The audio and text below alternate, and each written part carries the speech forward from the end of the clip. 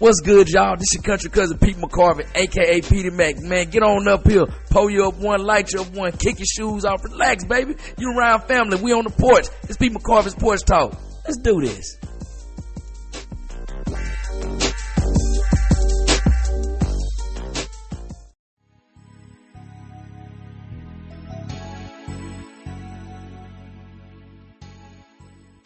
Yo, what's good, fam? This your country cousin Pete McCorvey, a.k.a. Petey Mac. Welcome back to the porch, man.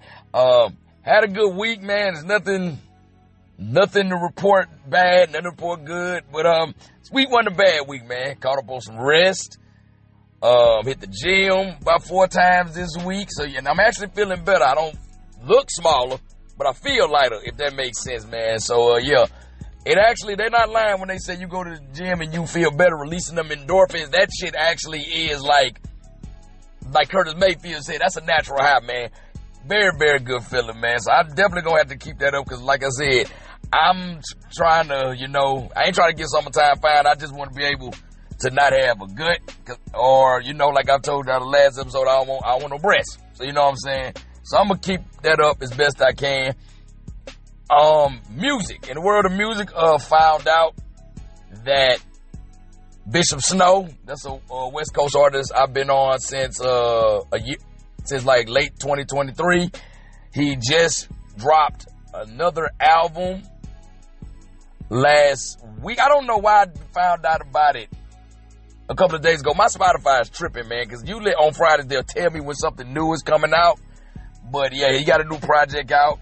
Love it, man. He really brings back that 90s West Coast G-Funk vibe. It just, the weird thing about him is I found out that he happens to be a gangster disciple, which I'm trying to figure out how that happened because that's Southern California. I don't know where he got put on, who put him on, or what. Well, he said his uncle brought it because uncle's in the Marine Corps. I'm guessing his uncle was either from Chicago or down in Mississippi. Hell, he might have been from up in Washington, because I found out once I moved to Washington, they got a hell of a lot of GDs out there. I didn't, be honest, I ain't think they made it past west of the Mississippi. But yeah, been on his music, great album. The home team dropped 2 singles that he's featured on today. Big Crit, he got 2 new pieces of heat out. So music looking pretty good. What I really need to do is I need to find some new R&B, because you can't be in a rap mode all the time. Sometimes I need to lay back and be chill and just want to hear some melody, some harmonizing, stuff like that. And it's actually funny because when I'm actually not involved with somebody, I'm on R&B. And when I'm involved with somebody, I'm listening to like the most gangster hardcore stuff you can think. Like I'm listening to the old school Ice Cube, Too Short, and that's when I'm with somebody. I'm talking about in a committed relationship.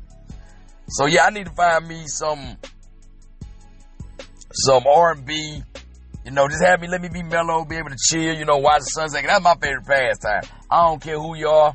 You can argue with your man, but I love watching the sun set. It's calm and relaxing, especially if the sun is setting along a body of water. And if there's some palm trees thrown in there, mwah. Because one of my favorite things to do in Cali was go to the beach, watch the sun set again on the Pacific. My favorite spot is a spot my homeboy Kevin. Y'all remember him back when a couple podcasts I had ago. He was stationed out in San Diego too. He kept telling me about this spot called La Jolla.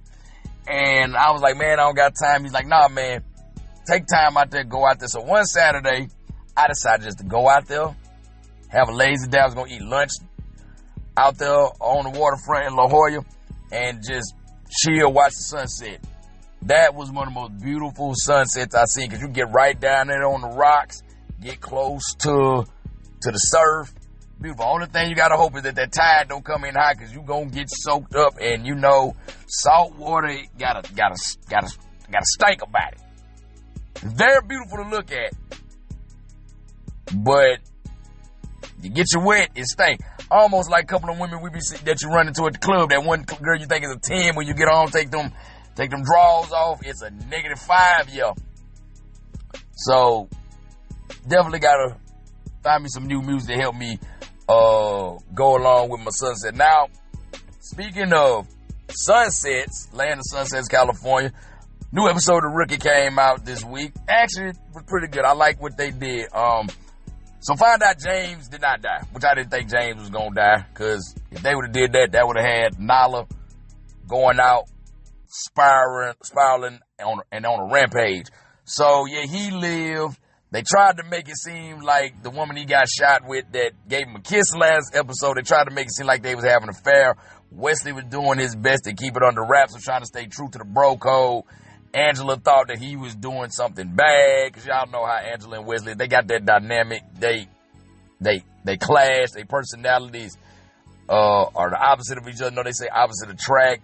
Nala just didn't know what to do. She was in her feelings.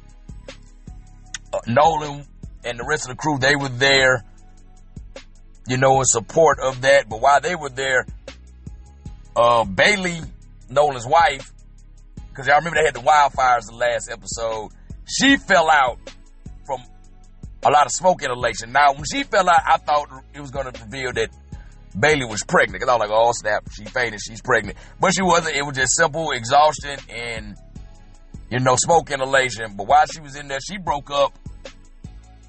Looked like a drug ring. They had some junkies in there in the recovery wing she was in. She broke that up.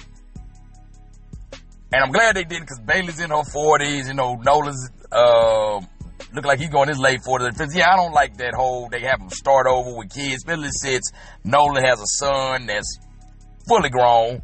We don't need that. I can't stand when they throw that in. It's like these people that live their lives, and now you want to start back over. No, let them go on, live their lives, grow old, and enjoy life.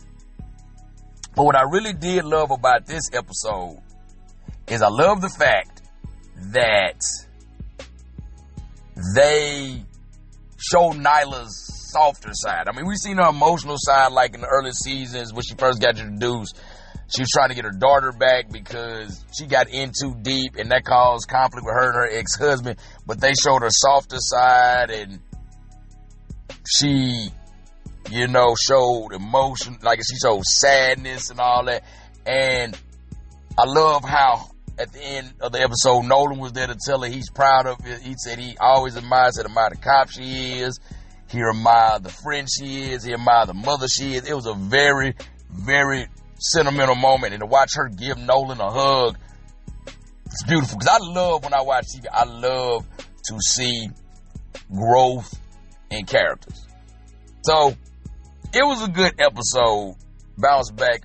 Still think the season, it's still moving kind of slowly. It's not have that much excitement to me, but it's still good TV, still good to watch. So I like the way they did it. Now on to another show that is coming out. The season is fresh, it's new. Episode 2 of this new season of Raising Kanan is out. And I'm going to say this. This episode should have been the premiere episode. I don't know what the creators were thinking having the last episode be that when we go back 3 months prior to the whole thing that went down with Ronnie and Malcolm Howard and all that. They picked this up now. So Laverne, aka Jukebox, she does go to boot camp. She does go to the Army. She is in the Army. She seems like she's doing pretty well in there. But everybody knows, she's a lesbian. So while she's in basic, one of the guys that was in her unit get dismissed. And she sees the guy packed up going home. And she asks one of the other recruits, like, what's going on? They said they found some gay porn magazines and his stuff. And they send him home. Now, for those of y'all that are confused, why would they send him home if he's gay? This is like 92, 93. I'm going to say it's like 93. Because later in the episode, when she goes to visit Aisha Spellman, they're playing SWV's Week. So I'm going to deduct that it's 93 now. So for those of y'all don't know, back then, you couldn't be a homosexual in the military. Now, it's the military chock full of them. I done served with a bunch of them, some of my good friends. Some of them have actually been the best leaders I have. But back then, you couldn't do it because they had something really called don't ask, don't tell. It's like, if you knew somebody was gay, you really couldn't ask them and they couldn't tell you. But if they found out, then you're getting out of it. Because, it was still considered like a mental disorder to be gay. So she kind of like kept it under wraps. Now, something I don't understand where her story is going to go, because, like I said, she ended up going to visit Aisha in Atlanta at Spelman, and she actually said they gave, because at first I thought they gave her like a weekend pass. I heard back then when you went to basic, on the weekend they used to give you a pass. I remember when I was in boot camp, my dad I talked to him on the phone, one of my phone calls I got, and he said, "What'd you do this weekend with your pass?" I'm looking at him like thinking he talking out his head, like, "Damn, you talking about weekend pass?" He was like, "You didn't take weekend liberty?" I'm like, "You realize I'm in boot camp, right?" He was like, "Yeah, when I went to the Army in 74, we got the weekend off." And I'm like, "During boot camp?" He's like, "Yeah." I said, "No, bro, we sticking and moving." I said, we don't get the weekend off. We don't get to go kick it. Like, we pretty much like we locked up. We belong to the Navy 24/7 for 8 weeks. So I thought that's what happened with her first, but then she said she just left. I mean, nobody's batting an eye. But my thing is, I don't exactly know what's going to go on with this, because if you've seen the original Power with a dope jukebox who was a police officer in D.C., who was played by the lovely and talented Anika Nani Rose. Most of y'all know her as the voice of Tiana from The Princess and the Frog. And you also know her from her being in Dreamgirls with Beyonce and Jennifer Hudson.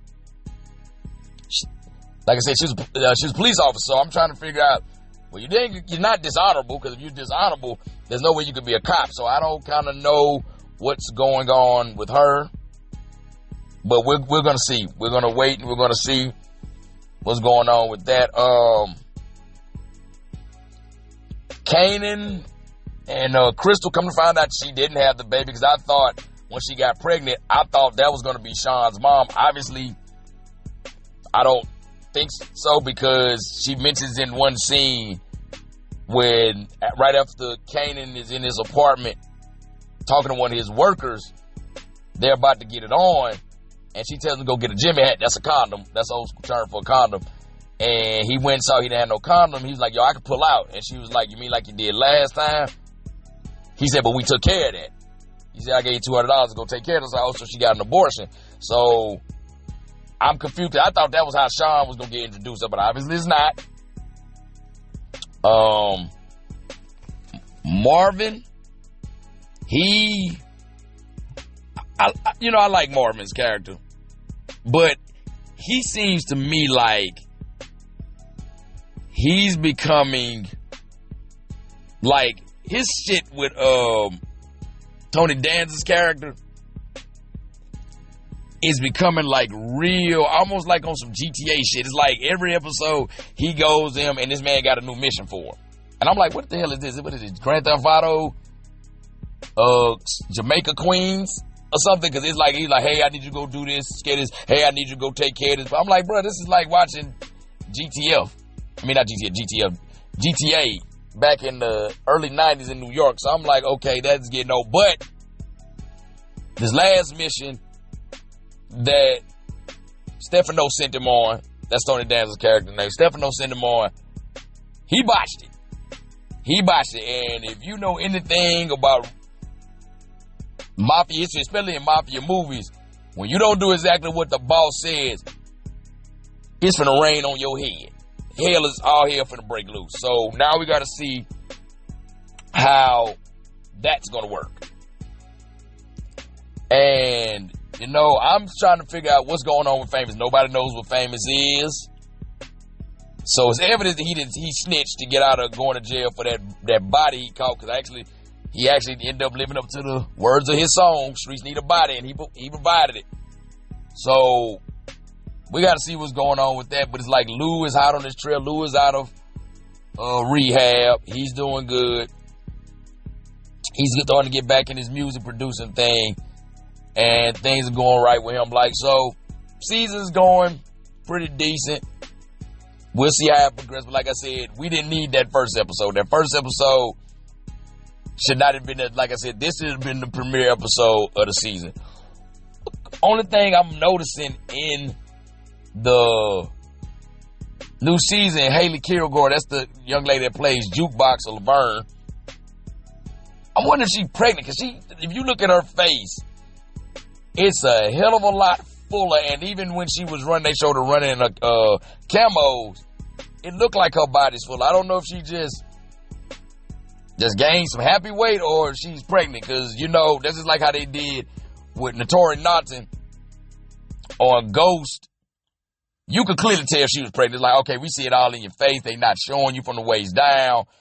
But like I said, when they showed her the camos and everything, you can clearly tell that she put on significant amount of weight. Don't look bad on it at all. But you can definitely tell she put on a hell of a lot of weight. And like I said, I don't know if she's pregnant. Like, I tried to look it up, couldn't find anything. So I'm like, okay, well, I don't. But you know what I'm saying? Ain't nothing wrong with little thickness. You know, I Turner told Tina on What's Love Got to Do. I like it when you're healthy like that. So it's all good. Now, speaking of another 50 Cent produced show. So I saw the trailer for the new season of BMF. I want this to be the last season of that shit. I really want this to be the last season of it, because the trailer, it shows Meech. I don't know how Terry got back across the border of Detroit, but Meech is out there in the Mexican desert, and it looked like on some narco shit. I'm like, okay. Now the show to me has just been crazy, because as the show progresses, they always have Meek. Just, this motherfucker's a superhero. He just like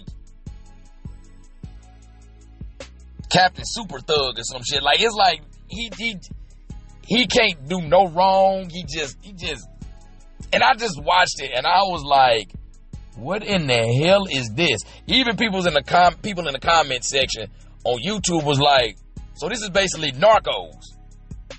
And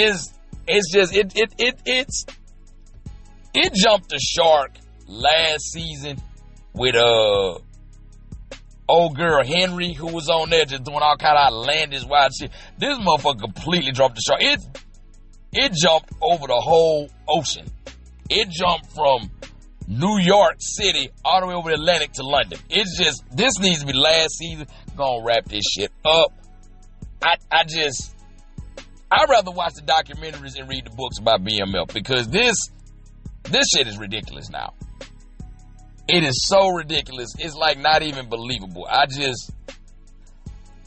And I don't, like I said, they had actually got a quote from Da Vinci. That's the dude that plays Terry.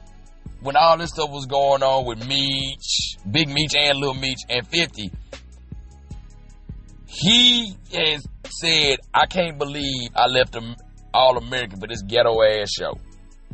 I mean, I'm happy the brother getting his paper, but he deserved better. Like I said, this show started with a bang, and it's not even going out with a whimper, it's going out with a yelp. Cause this is like, what in God's name? Like I said, if you know the story of BMF, you just like, what are we doing?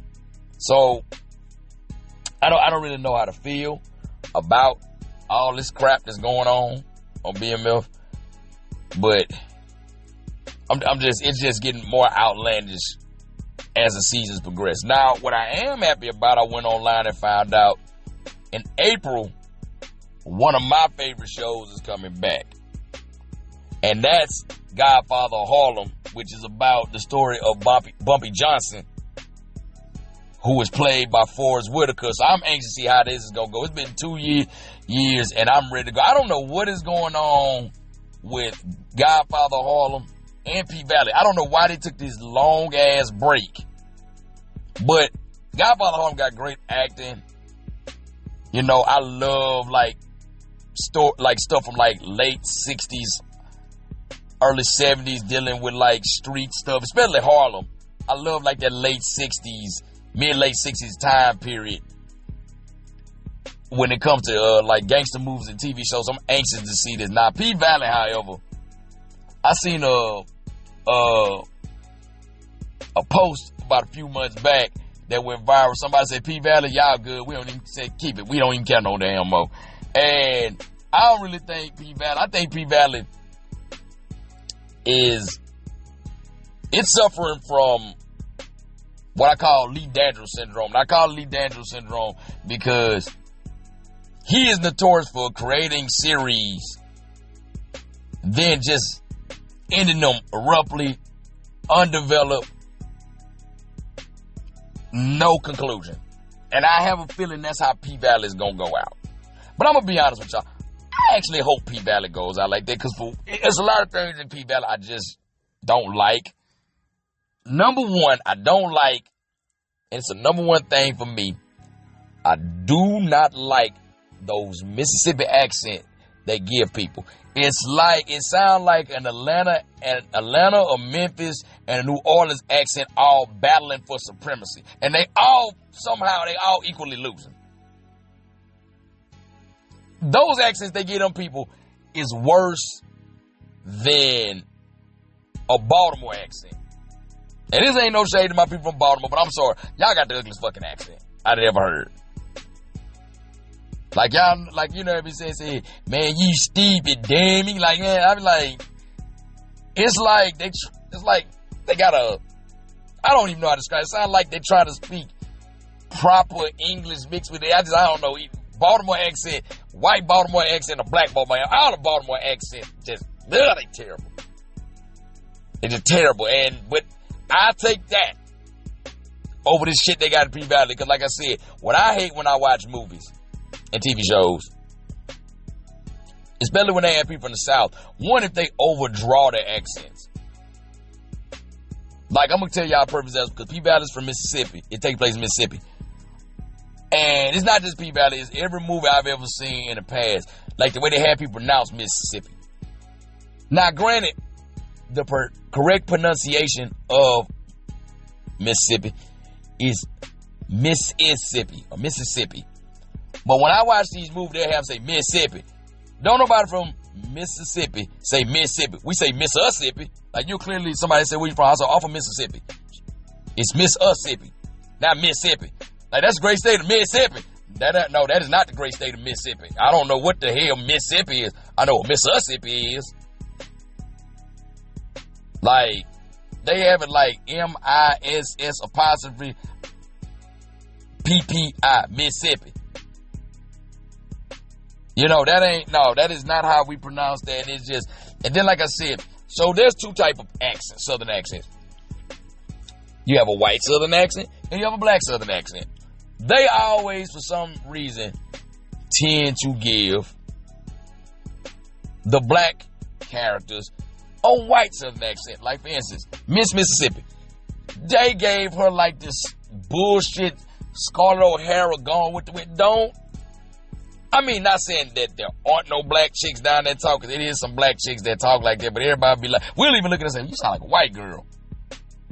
Or you just like, man, what? Like you sound like not even country, you just sound like straight out the damn woods. That's a coon ass accent that we hear like them with that type of accent. But like the normal black people that like live in a town like Chucalissa, which ain't a real town, and I'm so mad about people asking me about Chucalissa. Like, where is it at and all that? That's just like when people find out, used to be back in the day, and I know a lot of people had this. I've had people ask me about this. That's like people ask you, where's Sparta, Mississippi at from In the Heat of the Night? Like, there's no Sparta, Mississippi. There's no Chucalissa. But like I said, I grew up in a town that would have been similar. My town, Moss Point, Mississippi, would be similar to what Chucalissa is. You ain't even hear none of us talk like her. A lot of us got real good accents. I hate to say it, but a lot of us, we either sound like people from Atlanta, people from Memphis, or people from New Orleans. Like, I've always told people this because we don't really have our own, like, we got slang we use, but we, like, really try to take on other people's persona. That's why when I go places and I see, like, some of the places I've been that really don't have no identity, and people acting like that, I'm not impressed. People act like you look down and say, no, you guys are trying to pretend to be somewhere you're not. I know that because I grew up in a town where we didn't really, because we're not like Atlanta, we're not like New York, we're not like Houston. We don't really have our own vibe, so we're trying to get a vibe like everybody else has. You will hear slang from like New Orleans, Atlanta, and Memphis all in one conversation. I bullshit you not. Hell, you might even, depend on who you talk to, you might hear it all in one sentence. You might hear, hey little daddy, man, your ass over there jugging, man. Like, what the fuck? Like, nigga, how you go from New Orleans up to Memphis down to Atlanta in one sentence? But it happens. It's not rare to see. But I'm kind of like them people, man. Y'all go ahead and keep P Valley, man. Like, I'm going to tell you the one thing P Valley did, because I was so worried watching P Valley. They was talking about that casino. And I'm like, I don't see not damn body of water. And then finally somebody mentioned it. They was like, well, Mississippi State ordinance says that a casino has to be built near a body of water. I said, thank you. I said, at least y'all factual on that, because the accents y'all got and all this other shit, that ain't factual. But them saying that, I'm like, okay, we good. Because I sure was about to light their ass up on Twitter. Like, yeah, they talking about a casino, but I don't see not near body of water. So, looking forward to Godfather Harlem coming back. I'ma hate watch BMF. I'm having a Porky Pig moment with that. And P Valley, like I tell some of these women I date, I'm good, love. We good. We don't clock in no more. We don't need you. We don't need you today. I'm about to get up out of here. Before I get up out of here, I want to talk about something I saw online this past week. So as everybody know, Nelly spin the block with Ashanti, end up having a baby with her. I think she has another one on the way. I'm not sure, but if she does, I don't blame Nelly. That's a fine woman there. Like Nelly, I'm like Bernie Mac on that dinner scene at House Party 3. Boy, you's a lucky man. But